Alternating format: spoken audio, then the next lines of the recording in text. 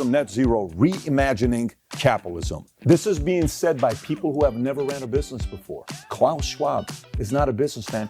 He pays himself $1 million a year, but he's not a businessman. They do this thing in Davos. They're doing it next week. All these elites come in, the World Economic Forum, and basically, their vision is they run everything and everybody else is just like a serf. You'll own nothing and you'll be happy. By the way, this is from their website. This is a video they produced. Number 2, the US won't be the world's leading superpower. Instead, a handful of countries will dominate. Soros, multi-billionaire, has economically destroyed 15 countries, but his goal is America, and we're on our way. If America goes down, where do we run for freedom? Kissinger's international seminar had been funded between 1960 and 1966 by the CIA through American Friends of the Middle East, which was set up by Kermit Roosevelt, the Farfield Foundation and the Asian Foundation. Wow. So Klaus Schwab had just gone through a CIA-funded course in Harvard, and I eventually found Klaus Schwab's ancestors, his father, his mother, his grandfather.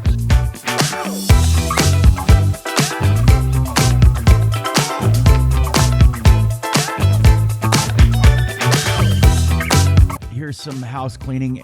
Rumble, go there. Subscribe to my channel, The Last Dispensation. I'm going to be putting video up there sometimes, especially things that I don't think are going to work out here. All right. So, or we might be playing the first half of it here, or the first part, and then that's a way to get people to merge over to Rumble. I'm going to stay on YouTube, okay, but I am having some problems. The other thing is I have memberships. The lowest paid is $2.99 a month. If you can afford $2.99 a month, that will help Andrea and I pay some bills and help me get better equipment to keep my podcast going and things like that. So please become a member of the channel if you can. There's Sunbeams, CTRs, and Valiant. Okay, so it's $2.99, I think $6.99, and then $9.99. But you'll get exclusive perks, all right, for each of those tiers. The other thing is, don't forget to like, share, subscribe, and what else? Let's see here. Yeah, so Rumble is a deal. I'm also on Instagram and Facebook. I got a Facebook page, The Last Dispensation page. I did have a group, but I'm deleting that. So forgive me. I got to do house cleaning sometimes, guys. Okay. All right. So we're going to talk about Schwab and GS. Okay. This is ridiculous. Should I just put this over on Rumble? This is ridiculous. It's ridiculous. But yeah, we're going to talk about Klaus Schwab, and Schwab and GS. Let's just say Schwab and GS. Two cloak and dagger guys.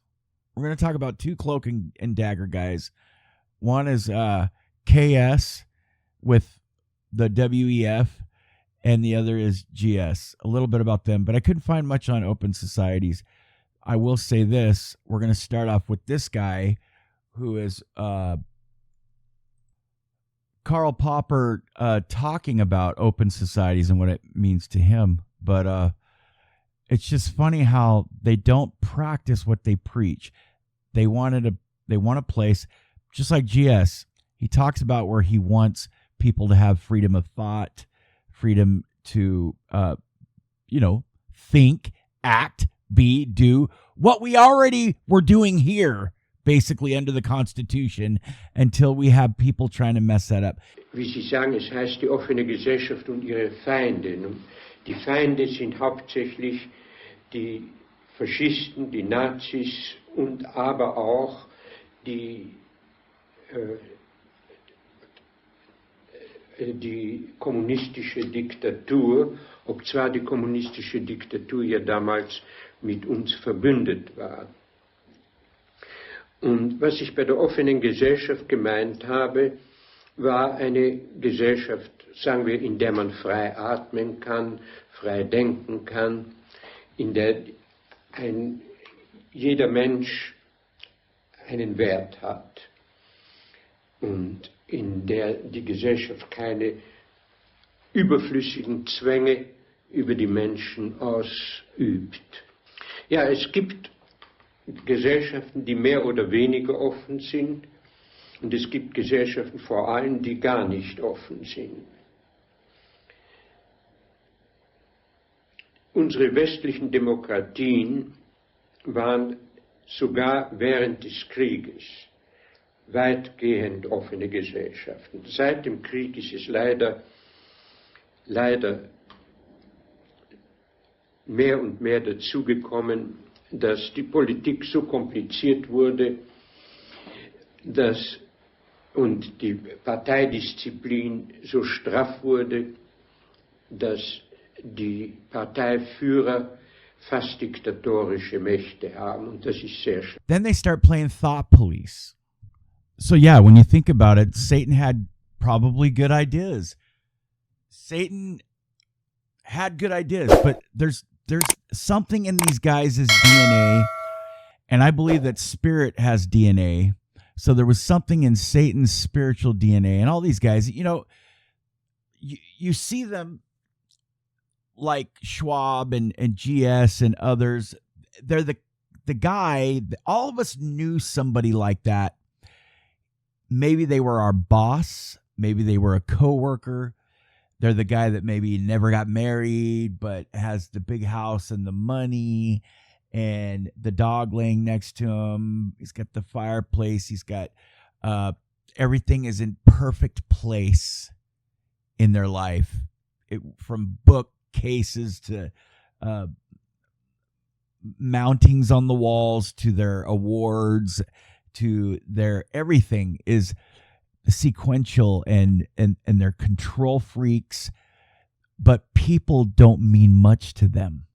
And you're going to see as this unfolds, this video, we're going to talk about two of these guys, mainly about KS. I think it's K. It's K, right? It's KS. Yep. It's KS. Yeah. More about KS in this video than GS, because GS he's old school news. I mean, KS has been around since 1971. That's when he started the World Economic Forum. But these cloak and daggers. You know what? When I put video over on Rumble, there's no code words there. We're going to let it all hang out. Let's explore GS first. Pay close attention. Why does he want to do that? So what I wanted to get into this, guys, to see what... Well, look, have you seen the interview that they deep sixed of him on CBS or ABC when they asked him about what you did during the war? I think that a lot of that is why. I mean, you got to understand, this is a Jewish kid. Can you find this? I mean, if you find it in 10 minutes, I'm going to be impressed, okay? He's asked on camera about what he did during World War II in Hungary as a 15-year-old.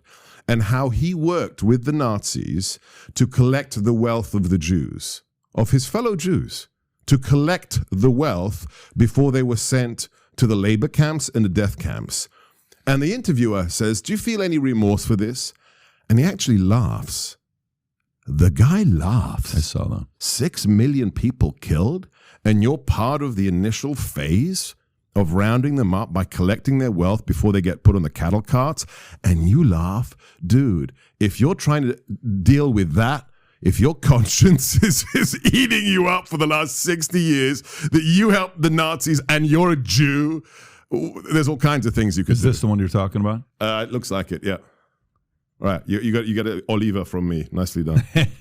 My understanding is that you went out with this protector of yours who swore that you were his adopted godson. Yes.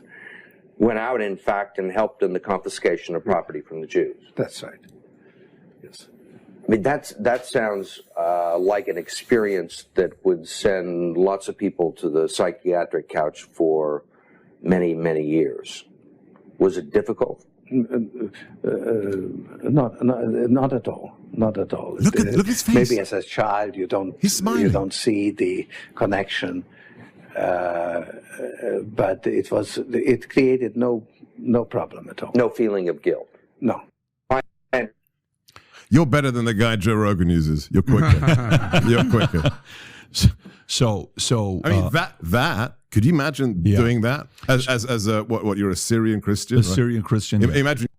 And I might be jumping the gun here, which I am, but later on he's going to I love Sebastian Gorka. I've liked him for a long time. He was he contributed a lot more on Fox News during the beginning of the Trump administration, and then I didn't see him very much anymore. I like people as far as I as long as I what am I trying to say?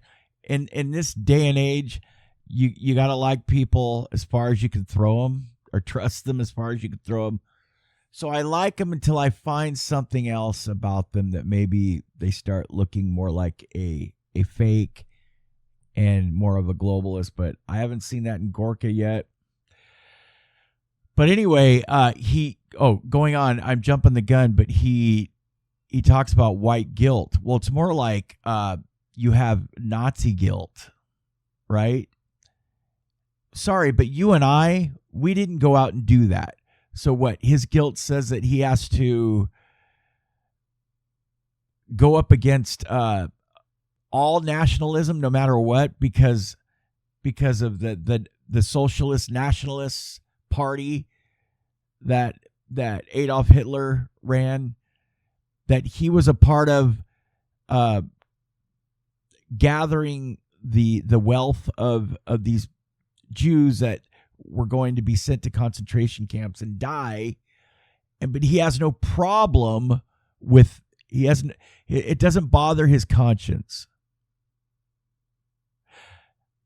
Yet he's going after it. Doesn't make sense, does it? He does not make sense.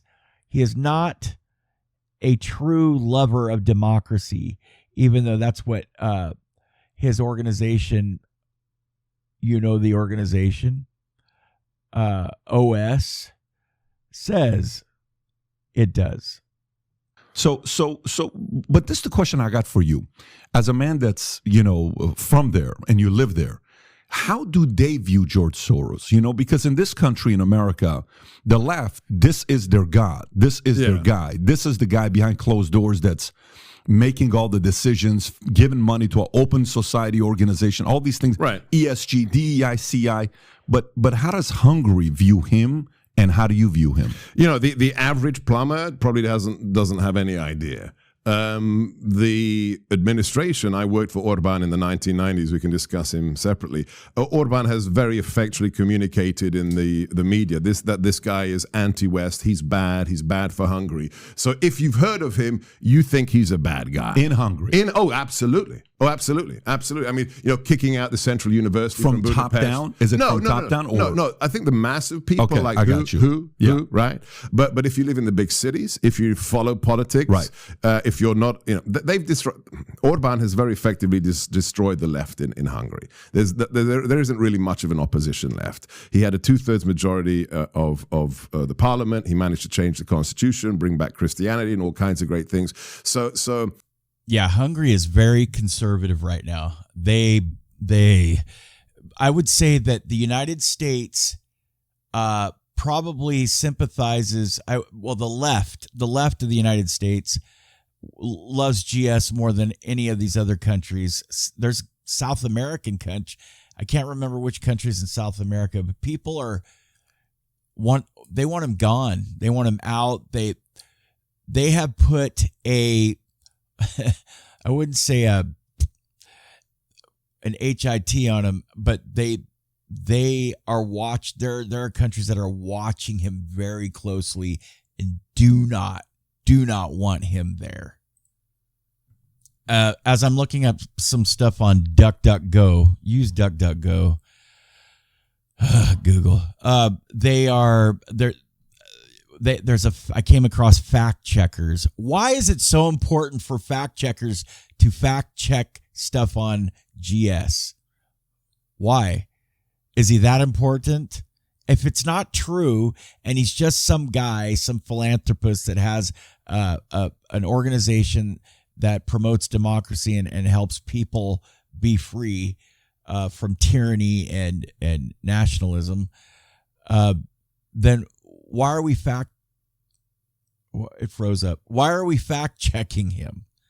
That's what I want to know. So anyway, this is News Tribune, Charlotte Schneider, Jefferson City. Dear editor, this was May of 2020. Soros, multi-billionaire, has economically destroyed 15 countries, but his goal is America, and we're on our way. If America goes down, where do we run for freedom? GS goals, open borders, global. I keep accidentally saying his name. Globalization, drug legalization, mass immigration, atheism, abortion, infanticide,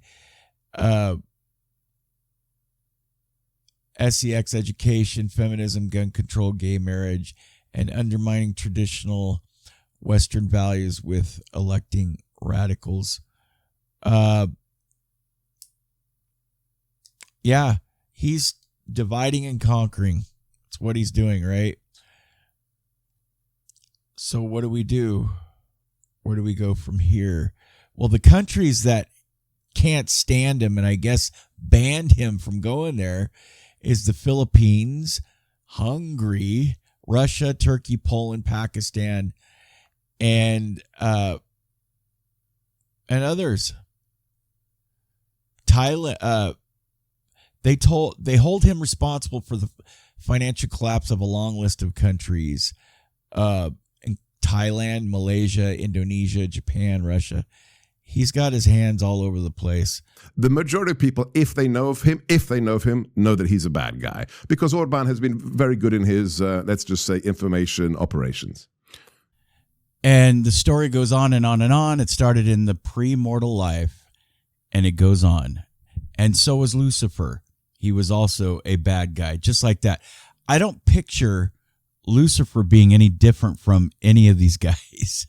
And wait till we get into KS. It's funny. Here is a summary for Rules for Radicals written by Saul Alinsky, who dedicated his book to the light bearer Lucifer, said that he was the first radical, the first Marxist, the first communist. Divided into 10 chapters, Rules for Radicals provides 10 lessons on how a community organizer can accomplish the goal of successfully uniting people into an active grassroots organization with the power to effect change on a variety of issues. See, these people that rule other people, that come in the guise of helping them and freeing them up, they want them to think freely within the bounds they set. Okay? That's how they want. Think freely all you want, as long as you fit into these certain categories and think this way. It's very telling. Alinsky's idea was to apply the organizing skills he believed he had mastered to the worst slums and ghettos so that the most oppressed and exploited elements could take control of their own communities and their own destinies. Well, the only way you could do that is allow people to have agency and freedom. See, what these people don't realize, they don't look at human beings as being divine, potentially divine.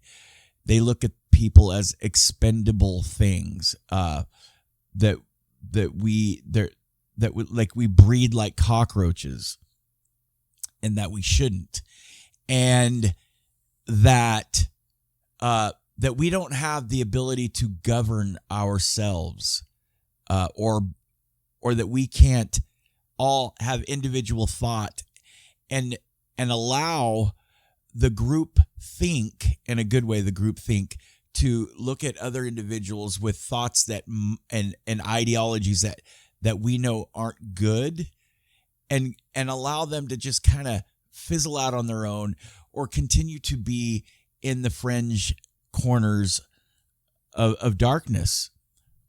We have the ability to do that. We don't allow people. The only way those things get grow is through propaganda and through tyranny. Part when I watched it, the documentary starts off saying, everything about him, how people in Hungary see him as the devil and all this other stuff, and he is this and he is that, and we don't want him here and we don't want him there, and all these other countries he can't go into. I think he can't go into the Czech Republic. I think it was Poland. I think it was Slovenia and one other country that he couldn't go into. And then the documentary ends selling him as this savior and, how I became this. And it's a very interesting documentary.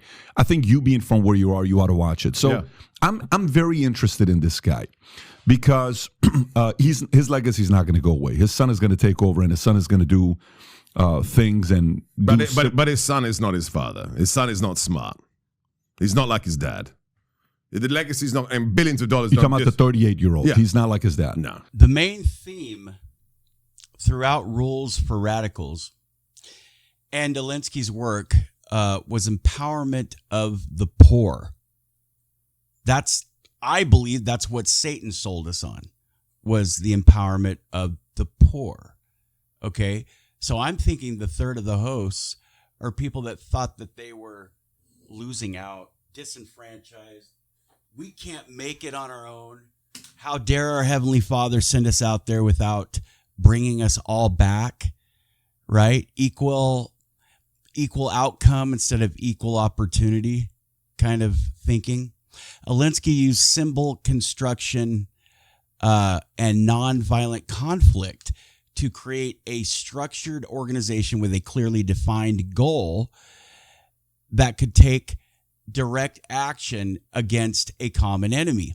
At this point, Alinsky would withdraw from the organization to allow their progress to be powered by the community itself.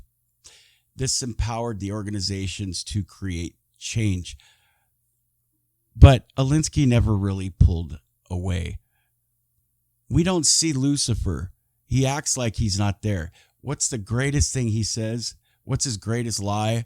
I don't exist, right? There are 13 rules. Number 1, power is not only what you have, but what the enemy thinks you have. In other words, pretend power. Think about that the next time you think that Satan is overpowering you. He's not as powerful as he wants you to think he is. 2, never go outside the expertise of your people. Number 3, whenever possible, go outside the expertise of the enemy. Number 4, make the enemy live up to its own book of rules.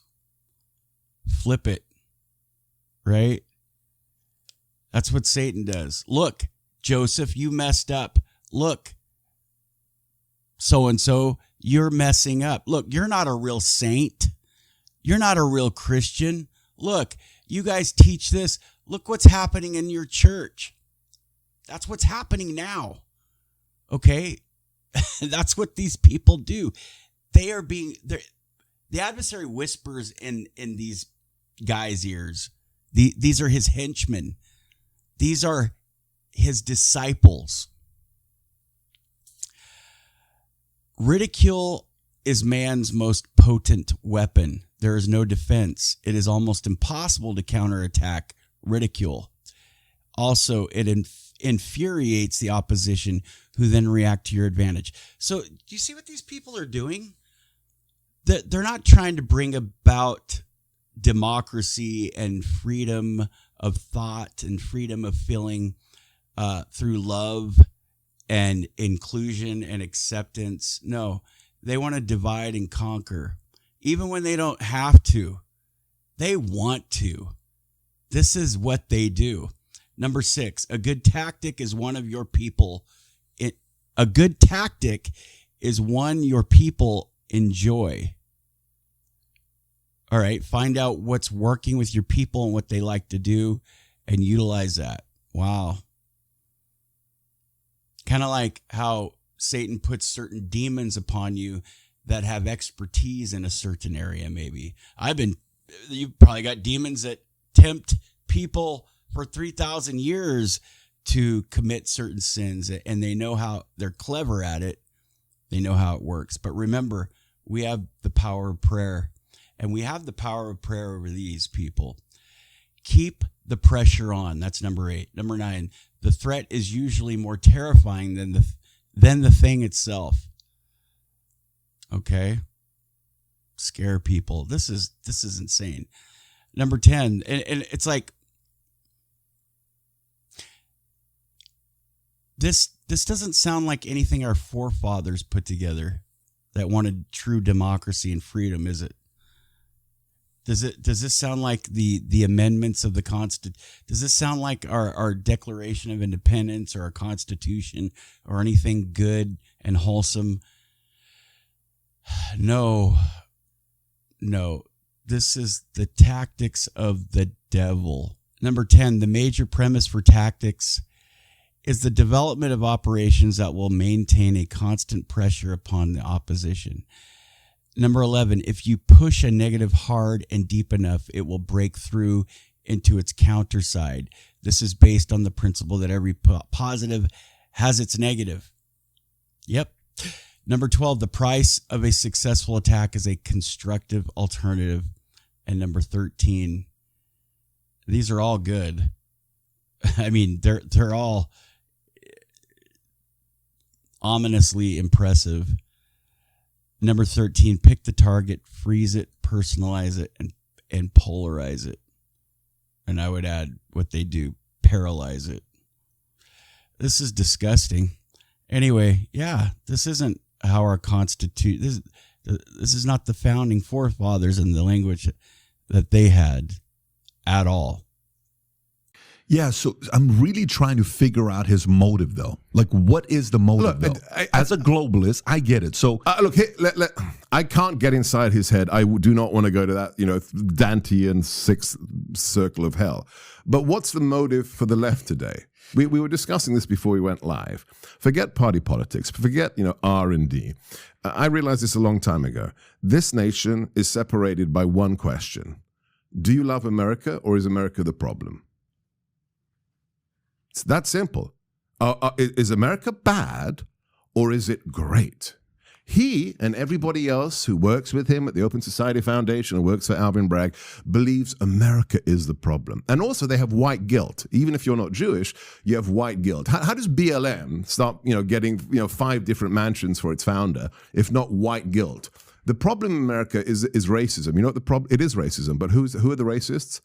The white liberals. Those are the people who are the problem in America because they hate themselves and they hate this country. If you think America is the problem, it explains everything. Open borders, right? So, but why is he a bad guy? Why? Because he hates what the West is. I mean, he took Karl Popper's concept of open society when he studied under Popper in the UK, and he completely perverted it into, I will decide what is good. I will pick, it's like, Gnosticism, right? The heresy. We have the secret knowledge. It's a little bit like the bad version of Straussian politics. A very small coterie of individuals know what is good for everyone, and we will decide, and we will pick. I mean, it's like the 70 prosecutors in America.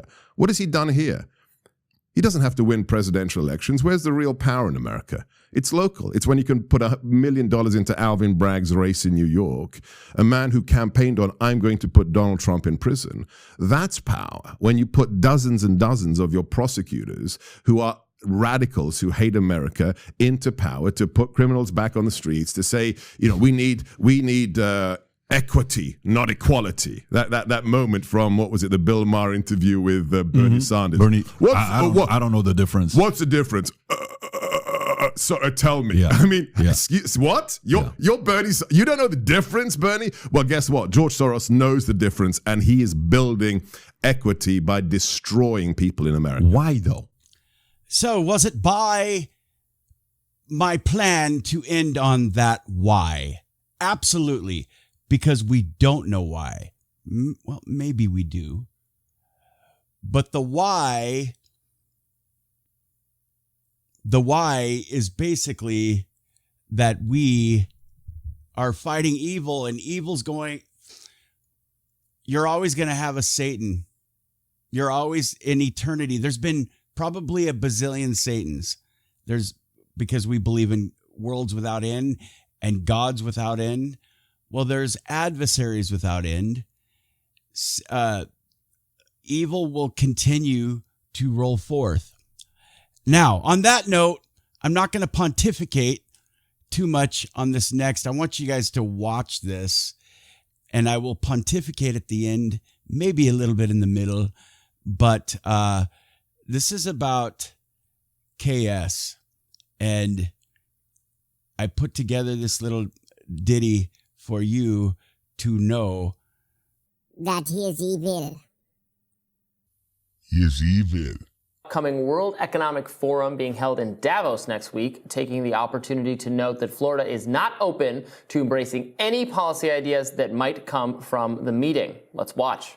They do this thing in Davos. They're doing it next week. All these elites come in, the World Economic Forum, and basically, their vision is they run everything and everybody else is just like a serf, like a peasant. They say they're going after energy, ESG, all these other things. And you see the Biden administration wants to nix gas stoves. Are you kidding me? Like I want gas stoves. I mean, imagine how many people had the hurricane come through, didn't have power right away, but were able to turn on some. So you cannot go down this road, but that's exactly what they want to do. And it's really weakening Western society, Western values, but underlying a lot of that is the CCP. He was referring to the Chinese Communist Party there. He also made it clear in the press conference that he will seek to curb China's influence in the Sunshine State. Well, Klaus Schwab's World Economic Forum is underway right now in Davos, Switzerland. The globalists meeting to decide how they will control you for the next decade or so of your life, or maybe even the next 100 years. But who is Klaus Schwab? The man that sits at the helm of the World Economic Forum, the WEF. Well, investigative journalist Johnny Vedmore has spent a long time investigating Klaus Schwab, and he joins me now. And Johnny, as we were talking here before the show, I mean, it's not just about Klaus Schwab. These tentacles are deep and they are wide. He was a very important man, Eugen Schwab. Of course, the Nazis weren't successful. And when Klaus was growing up, Germany was being reconciled. It was trying to change its image to the rest of the world. They were trying to say, look at us. We're now kind. We got over it. And at the same time, America was kind of learning some of the tools that the Nazis had used. The American intelligence services were using some of those tools to kind of do the same tricks the Nazis were pulling in an attempt to fight communism. For a good aim, they were saying, we're going to fight back these Soviets. Before it, we need to get dirty. And they started, of course, we know Operation Paperclip. They started bringing people in. And there was lots of projects set up. And in 1950, there was a special project set up in Harvard called Kissinger's International Seminar. It was actually set up by William Yandell Elliott, a grandee of American politics, who basically had been advisor to 6 different presidents throughout his career, as a high-ranking CFR member, and he invented this seminar, which a newly graduated Kissinger was put in charge of, and it was about training young global leaders. And in 1965 or 64, Eugen Schwab, Klaus Schwab's father, would say to Klaus, the only place you're going to go to succeed in the world now is Harvard. And he went and got offered a place, because you didn't apply for Kissinger's International Seminar. You were often headhunted. You could apply, but only the best got in. And they were looking for the best potential young leaders. And Klaus Schwab, in 1965, joined the ranks of Kissinger's International Seminar, which he graduated in 1967, and was a CIA-funded course. On the year Klaus Schwab graduated in 1967, Humphrey Dorman of Harvard released preempting releases in the New York Times and another newspaper of the information that the Kissinger's International Seminar had been funded between 1960 and 1966 by the CIA through American Friends of the Middle East, which was set up by Kermit Roosevelt, the Farfield Foundation, and the Asian Foundation. Wow. So Klaus Schwab had just gone through a CIA-funded course in Harvard, and I eventually found Klaus Schwab's ancestors, his father, his mother, his grandfather, and an amazing story surrounding it, an amazing story. Klaus Schwab, his father was Eugen Schwab.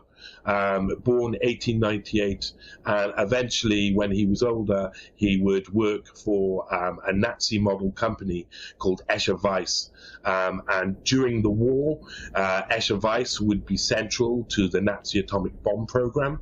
And so Klaus Schwab's father, who was managing director of the main factory in Ravensburg, was not only making submarine parts and aircraft parts for the Nazis and potential atomic bomb casings for the Nazis as well. They were also making the large turbines that would power the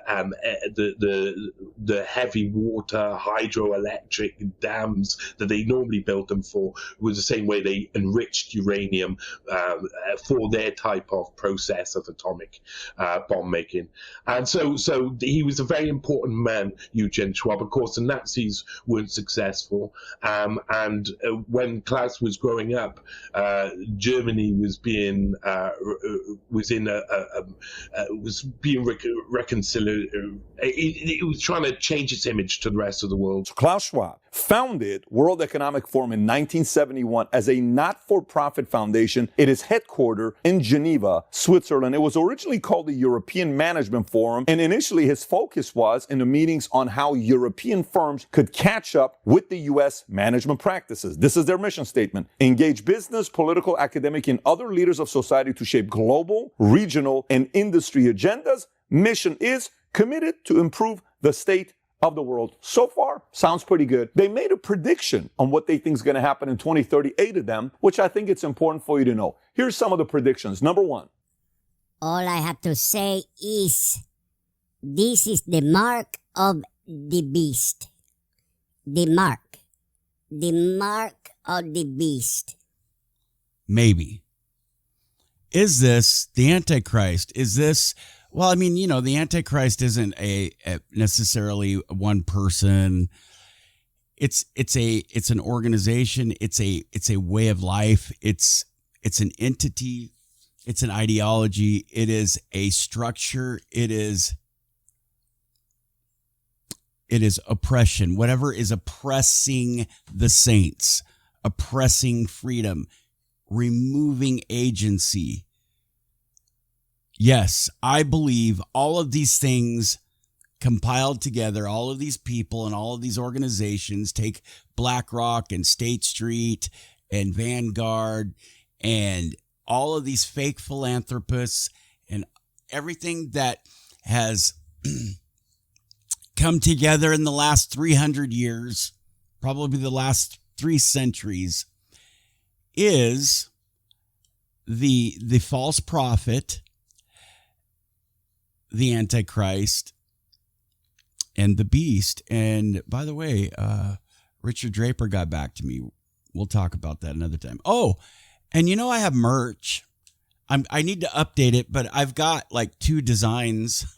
They're kind of old. It just sat on the shelf. So if you guys want to order some merch, Last Dispensation sweatshirts, I've got t-shirts and sweatshirts that say God is at the helm, and it's got the wheel, the steering wheel, that the ship captain, the guy that steers the ship, that guy, the ship wheel, steering wheel.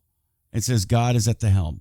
Anyway, check it out. It's Bonfire. The link is on the front of my channel, and become a member. Oh, and subscribe. You'll own nothing and you'll be happy. By the way, this is from their website. This is a video they produced. Number 2, the U.S. won't be the world's leading superpower. Instead, a handful of countries will dominate. Number 3, you won't die waiting for an organ donor. Instead, we won't transplant organs. We'll print new ones. Very interesting. Number 4, you'll eat much less meat. If you like meat, you're kind of screwed here. Number 5, 1 billion people will be displaced by climate change. We'll have to do a better job at welcoming and integrating refugees. Sounds very noble, but who knows what that means? If the world's only going to be ran by 5 countries, there's not a superpower. So can they just choose to say this 10 million will be moving to your state? This 8 million is going here. They get to choose that if that's what integration means. Number 6, polluters will have to pay to emit carbon dioxide. There will be a global price on carbon. This will help make fossil fuels history. Number 7, you could be preparing to go to Mars. Oh my God, can you imagine how they're trying to sell to people around the world? Scientists will have worked out how to keep you healthy in space. Science will work out how to keep you healthy in space. The start of a journey to find alien life. Number 8, Western values will have been tested to the breaking point. Checks and balances that underpin our democracies must not be forgotten. How do you feel right now? Are you like watching this saying, there's no way this is true? Let me go Google this myself. Go ahead and do it. Pause the video, check it for yourself, and then come back and you'll see this is what they're telling you. If they're selling you a dream, man, this is awesome. I can't wait to live this life. Well, then follow whatever they're telling you. But if this is a nightmare type of a situation coming from their mouth, to you, you may want to investigate these guys before we see them as experts and honorable leaders that we subscribe to whatever they tell us to do. Now, here's their objectives. I'm going to read to you from their website. Stay tuned. Let me just read it to you. It's not going to sound real, but let me read it to you. Globalism, net zero, reimagining capitalism. This is being said by people who have never ran a business before. Klaus Schwab is not a businessman. He pays himself $1 million a year, but he's not a businessman. He's hurting small businesses like you and I who run businesses. He's not a fan of you. He wants to control you because he thinks he knows what's best for you. Slowing population growth. They're not saying depopulation. It's more like saying slowing population growth. It's a little bit more gentle. And Yuval Harari, who is their number 2 guy at World Economic Forum, said the following about you. Humans are now hackable animals. Are you a hackable animal? That's what the number 2 guy at World Economic Forum thinks about you and me. How do you feel about that? Isn't this exciting? Like we're learning about an organization that you're just excited about, right? So how does this thing operate? What do they do? This organization meets annually in Davos, Switzerland. It convenes regional summits, industry summits, and other events around the world. Their revenue streams is funded through world's most significant business entities who join the forum as members and partners in order to participate. Approximately 1,000 corporations hold memberships in World Economic Forum, including Google, Apple, Microsoft, Amazon, and many others. Collaborations are focused on pursuing a net zero pathway, nurturing resilience, reimagining globalization, and supporting diversity, equity, and inclusion, which is DEI, in every part of society. Do you see some touches of ESG in there? I kind of read that. The DEI equals ESG, CEI, Corporate Equity Index score, all that stuff. That's kind of what you're hearing from one of the biggest consulting firms in the world, McKinsey. Now, if you're wondering what other companies are part of it, let's read through some of the lists here that you may know. Accenture, AIG, Alibaba, Allianz, Amazon, Bain & Company, Bank of America, Barclays, Bill and Melinda Gates Foundation, BlackRock, Boston Consulting Group, BP, Bridgewater Associates, Chevron, Cisco, Citi, the Coca-Cola Company, Dell Technologies, Deloitte, Deutsche Bank, DHL Group, EY, which is Ernst & Young, Goldman Sachs, Google, Hewlett-Packard, HP, HSBC, Huawei, IBM, Intel, Johnson & Johnson, JP Morgan & Chase, KPMG, Lazard, MasterCard, McKinsey & Company, Meta, Microsoft, Mitsubishi, Morgan Stanley, Nestle, Open Society Foundation, George Soros, Palantir, PayPal, PepsiCo, Pfizer, PwC, Procter & Gamble, Qualcomm, Royal Philips, Salesforce, Sequoia Capital, Siemens, Sony, S&P Global, Swiss Re, Uber Technologies, UBS, Verizon, Visa, Volkswagen, Volvo, Zurich Insurance Group. See how many different industries, massive companies, multi-billion dollar behemoth companies are members and they're coming together? What's the whole purpose of this? It's a globalism to control what the smaller people don't get to do. They make the decision that's best for you. Kind of gets you thinking a little bit, right? Makes you want to be a little bit skeptical. But let's go a little bit deeper. What are some of the initiatives? The first one, which is kind of interesting. Remember earlier I said Nostradamus? Check this out. The Great Reset. You want to know what book Klaus Schwab wrote and when? Here's a question for you. I'm right now about to launch my business book that's going to come out here soon called Choose Your Enemies Wisely. Do you know how long we've been working on this book? A little over 2 years. How long do you think it takes to write your book, publish it, release it to people? Even if you're fast, what would you say? A year? 18 months? Maybe you're super fast, it's what? 6 months. Watch the book this guy wrote. The book's title is COVID-19, The Great Reset, written by Klaus Schwab. Ready for the release date? July 2020. Do you know when COVID shut down America and it was a mess, NHL, NBA, all that stuff? Mid-March. You either wrote the book, published the book, drafted the book, printed the book in 3-4 months, or you kind of timed it very well. How did you know? See what I'm saying? Kind of makes you think, don't it? Am I the only crazy one? Or are you kind of processing that as well? So when people say the timing's a little off, you got to give those people a little bit of credibility for questioning the timing. What a perfect timing of a book. Watch how he speaks when he's talking about this great reset. You ready? Tell me if this sounds like a welcoming language. Just tell me, you know how people talk to you, welcoming language? Tell me what this sounds like. Every country from the United States to China must participate. Not shall, not ought to, must participate in every industry, from oil and gas to tech, must be transformed. In short, we need a great reset of capitalism. Who are you to know what we need from a man who's never ran a business before?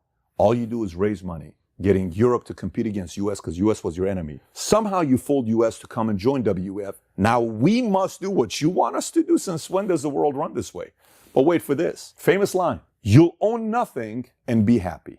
Do you own anything? Are you happy? Do you live in a house you own? Is this your phone? Are you wearing the clothes you own? Do you like owning stuff that's yours, that you worked hard for? Well, according to him, you ain't gonna own none of that stuff, but you're still gonna be very happy. Number 2 is another book that he wrote. He called it The Fourth Industrial Revolution. In this book, he describes the convergence of digital, biological, and physical innovations. It encompasses advances such as artificial intelligence, robotics, the Internet of Things, autonomous vehicles, predictive healthcare, and digital identities, focused on societal implications of these rapid technological changes. And the 4 revolutions he talks about is the first one is 1784, steam, water, mechanical production equipment, 1870 is the second one, division of labor, electricity, and mass production, 1969, electronics, IT, automated production, and cyber physical systems. And the third one, stakeholder capitalism, which is one of his favorites, by the way. Stakeholder capitalism is a system which corporations are oriented to serve the interests of all their stakeholders. Sounds noble, okay? Among the key stakeholders are customers, suppliers, employees, shareholders, and local communities. Again, sounds noble if it's by choice,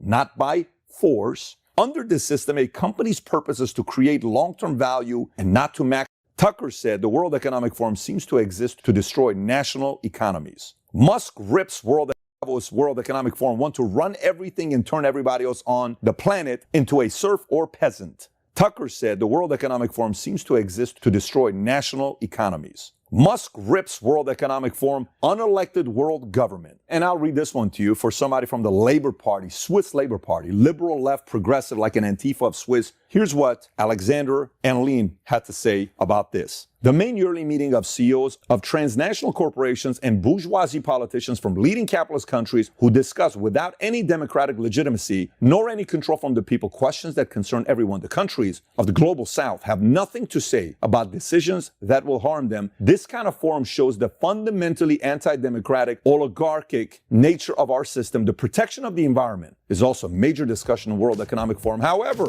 every year, 1,000 private jets fly to Davos, which is equal to the pollution emitted by 300,000 cars altogether. Man, they really care about this climate change stuff and protecting it for you and I.